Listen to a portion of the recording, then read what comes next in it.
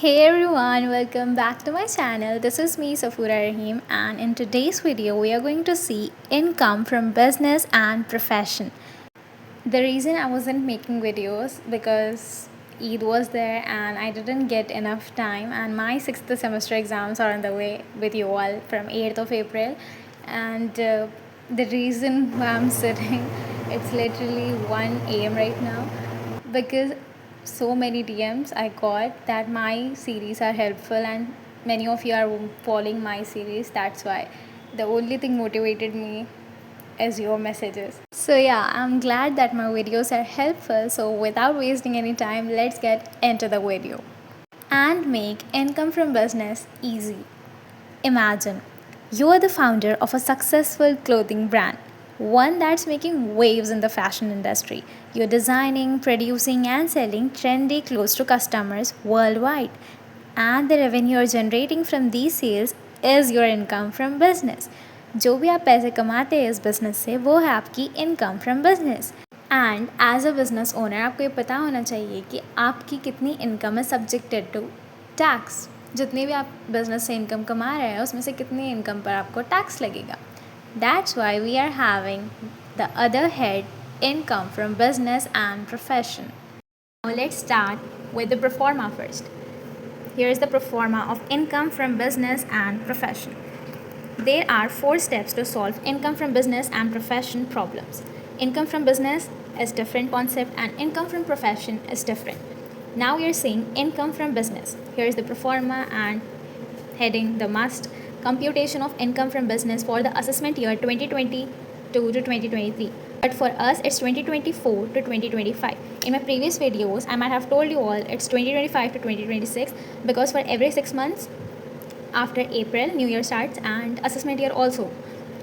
But as per your textbook, the assessment year is still 2024 to 2025, and as your exams in April, I thought it would be 2025 to 2026. But it's better you follow the assessment year which will be given question paper or 2024 to 2025 only. Let's continue with our problem.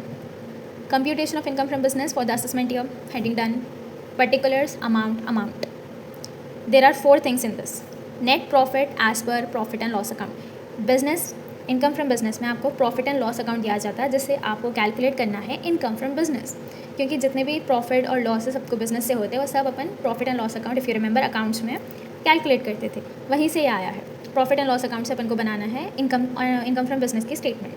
पहली चीज़ अपन को जो लेना है step 1 is net profit as per profit and loss account. Profit and loss account में आप जब सब चीज़ें कैलकुलेट करते थे आपको नेट प्रॉफिट आता था तो वो नेट प्रॉफिट आपको यहाँ पे स्टार्ट में लेना है. Net profit as per profit and loss account. This is your first step. You have to take this in the amount column. Second thing आपको करना है ऐड. क्या ऐड करना है आपको नेट प्रॉफिट में? Inadmissible expenses. मतलब ऐसे एक्सपेंसेस जो कि आपको बिजनेस में तो एक्सपेंडिचर के तौर पे मिल गए लेकिन इनकम टैक्स के लिए आपको वो नहीं मिलते.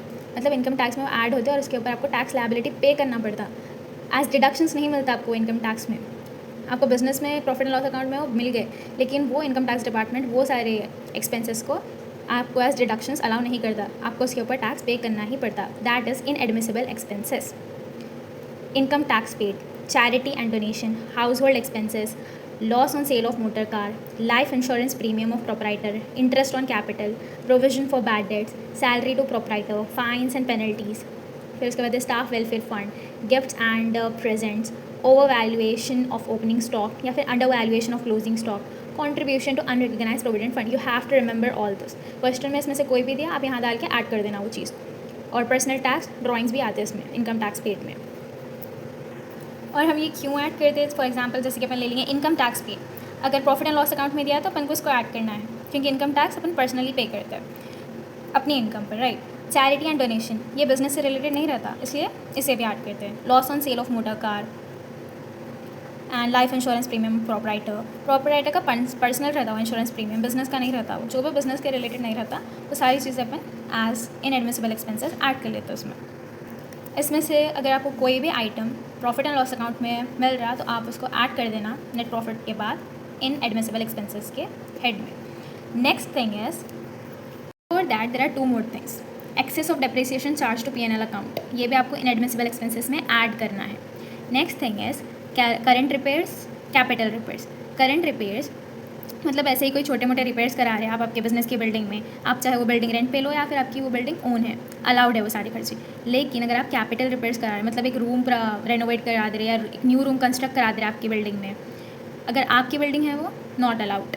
अगर वो रेंटेड बिल्डिंग है तो कैपिटल रिपेयर्स अलाउड है, क्योंकि आपकी खुद की बिल्डिंग नहीं है लेकिन आप सिर्फ और सिर्फ बिजनेस के लिए खर्चा कर रहे हैं, that is allowed. Capital repairs for rented building allowed. Capital repairs for your own building, business building, not allowed.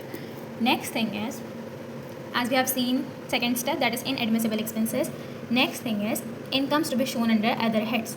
ये आपको लेस करना है, क्योंकि ये वाले इनकम्स दूसरे हेड में शो करना है, जैसे कि इनकम फ्रॉम कैपिटल गेंस या फिर income from salary, other head के इनकम्स है उसमें शो करना था आपको, लेकिन आप यहाँ प्रॉफिट एंड लॉस अकाउंट में मिल के आपको वो चीज़ें, तो आप क्या करना, वो लेस कर देना, मतलब डिडक्ट कर देना। Income to be shown under other heads, जैसे कि है rent received, interest from bank, dividend receive या refund of income tax. Rent receive आप कहाँ करते, कौन से हेड में करते, इनकम फ्रॉम हाउस प्रॉपर्टी, तो यहाँ पे तो उसका कोई काम नहीं है इनकम फ्रॉम बिजनेस में, यहाँ से अपन उसको लेस कर देना। Interest from bank, dividend receive, refund of income tax, ये सब income from other capital gains में करते हैं। फिर और क्या लेस करना है, expenses not charge to profit and loss account deductions, depreciation, sales tax paid, excise duty paid, loss due to negligence of employee, ये तीसरा डिडक्शन है। Expenses not charge to profit and loss account, ये adjustment है जो profit and loss account में usually नहीं दिखते। Depreciation ये हमेशा प्रॉफिट एंड लॉस अकाउंट में नहीं होता, राइट। सेल्स टैक्स पेड, अगर आपने सेल्स टैक्स पे किया है तो ये भी डिडक्ट होता है। एक्साइज ड्यूटी पेड, अगर आपने एक्साइज ड्यूटी पे किया है तो ये भी डिडक्ट होता है। Loss due to negligence of employee, अगर एम्प्लॉय की नेग्लिजेंस की वजह से आपको कुछ लॉस हुआ है कंपनी में, तो ये भी यहाँ से आप डिडक्ट कर सकते हैं। So this was your format of income from business. अगर आप ये फॉर्मैट याद कर लिए then it is easy for you to solve the problem. Now let's see one illustration problem so that we can easily understand what we have just learned. Here's the question. Mr. Gopal submits the following particulars for the year ended 31st March 2020. Compute करना है उनकी income from business. We are having profit and loss account और इसके साथ अपन को दी गई है additional information.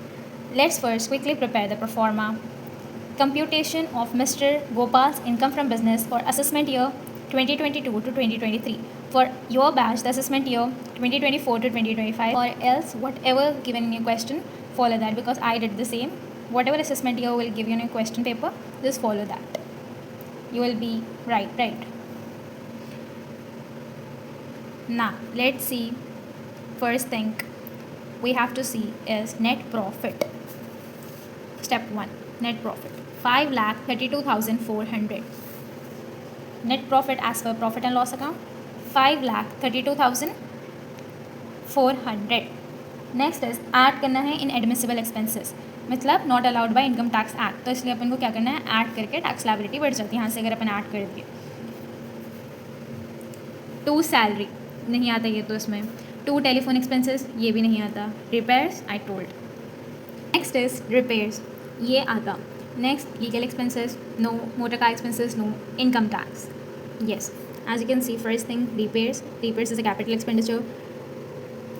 In additional information, we can see repairs. Repairs include in capital expenditure 12,500. Current year repairs 5,500. We only take capital expenditure 12,500. Next thing is income tax. To income tax 10,000. Income tax 10,000. Next, security transaction tax. Any type of tax will be included because it cannot be allowed as deduction. So security transaction tax paid 6,000. Next is provision for taxation 3,000 taken. Next is to interest on loan, to bad debts, to provision for bad debts. We don't take bad debt, but yes, we take provision for bad debts, that is 8,600. Provision for bad debts 8,600. Next is depreciation. To depreciation 45,000. Here you can see depreciation as per the income tax act, allowable depreciation is only 30,000. As per profit and loss account, इसका depreciation कितना allow था इन लोगों के business का, mister Gopal के 45,000, लेकिन as per income tax act कितना allow है वो सिर्फ 30,000. So depreciation debited to profit and loss account 45,000. और अपन इसका अलाउड depreciation किस में लेते हैं, लास्ट वाले स्टेप में। प्रोप्राइटर सैलरी 25,000, सैलरी नहीं लेते अपन, प्रोप्राइटर सैलरी लेते सिर्फ, proprietor salary included 25,000, you have taken 25,000. Next is penalty 15,000. as it is given in additional information. General expenditure included rupees 15,000 paid as penalty for violation of income tax rules. I have taken penalty as 15,000. Next step is less incomes to be shown under other heads. ऐसी कौन सी incomes थी जो different heads में show होनी थी, लेकिन profit and loss account में यहाँ पे आ गई, तो इनको उसको लेस कर देना है. Income from house property 6,000 and then profit on sale of land 70,000. Interest on securities 1,000. Income from house property 6,000, profit on sale of land 70,000, interest on securities 1,000 and this by bad debts recover, ये तो उनको नहीं लेना है. As I told about depreciation, deductions क्या है less depreciation 30,000. As I told यहाँ से अपन को डिडक्शंस अलाउड है क्योंकि 45,000 इनएडमिसिबल था, लेकिन 30,000 तो अपन को मिलता ना. लेस कर देना फिर से यहाँ से 30,000 लेस 45,000 ऐड कर. इनएडमिसिबल एक्सपेंसेस इतना नहीं मिलता, लेकिन इतना मिल जाता, इसलिए डिडक्शंस में ले ली 30,000. Then the last step we have to add all this. Net profit as per profit and loss account is 5,32,400. Then we have to add all this, that comes to 1,37,100. This two total is not 3,95,300. We have to add these two. Here it is might be a printing mistake. Add these two.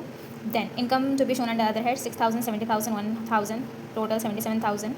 We have to deduct जो भी amount आता है इन दोनों को add करे बाद से we have to deduct 77,000 from that amount, not this amount. I guess it might be printing mistake. Then deductions, ये दोनों अमाउंट लेस करें, that is net profit plus add that amount, then less this amount 77,000. We will get one amount here. Less deduction that is depreciation 30,000. Then we will get income from business 2,88,300. See, I have made the correction. The income from business for this Mr. Gopal's problem is 5,62,500. Hi guys, my name is Abdurrahman. My Didi is teaching income tax. All the best for your exam. Please do like, share, subscribe. Our goal is 1K subscribers. इस video पे 2K likes